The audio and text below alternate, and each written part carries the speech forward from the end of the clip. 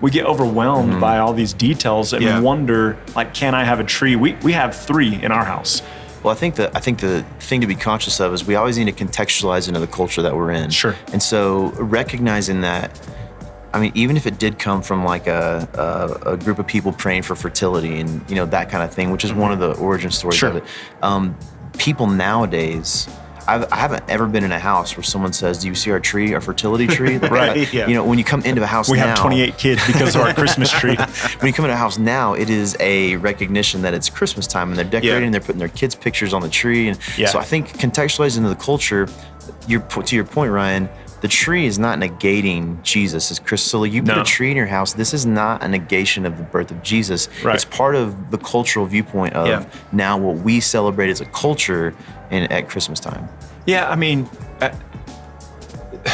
by that logic, right? So like if we're gonna really be strict to it, early Christians didn't celebrate birthdays at all. So not only, Pierce, you already mentioned this, not only were they really concerned about the death and the resurrection of Christ, they wouldn't celebrate the birth of saints because they didn't want to venerate them that way. They would celebrate the day they died because that was the day they entered into glory. And so like really, and the only 3 times in the whole Bible that birthdays are mentioned, someone dies. Every single birthday party mentioned in the Bible, someone dies.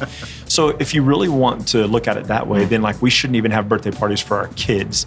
And like you're saying, Micah, like we have to contextualize within the culture. And we can celebrate our kids without it being a pagan thing or worrying about somebody, you know, great Aunt Ruth dying, you know, because she came to the party or something. Yeah, and there's just so many different cultural nuances. Like those of you who've traveled to different parts of the world, there's like weird, you know, for us in the West, in America, it feels weird. Like I'll tell you one from my family's country, my country of origin, the Philippines. A lot of Filipinos believe that if you like turn your back to a fan, like if you're sweaty and hot and turn your back to a fan and like lift your shirt up and let the fan you off, that's gonna give you a cold.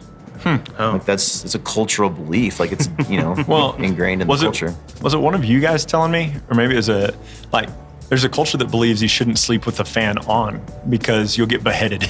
Oh, like it's like this idea that like if you sleep with the fan on, you may accidentally stand up into it while you're asleep, or it may come off the ceiling. Like, and or even like on a simpler note, like I went to Canada when I was like 15, and I didn't know that. I don't know if it's parts of Canada or if this is all of Canada, but like you don't wear your shoes, like you don't enter someone's house with your shoes on. Oh, really? And so you know, we're in Texas.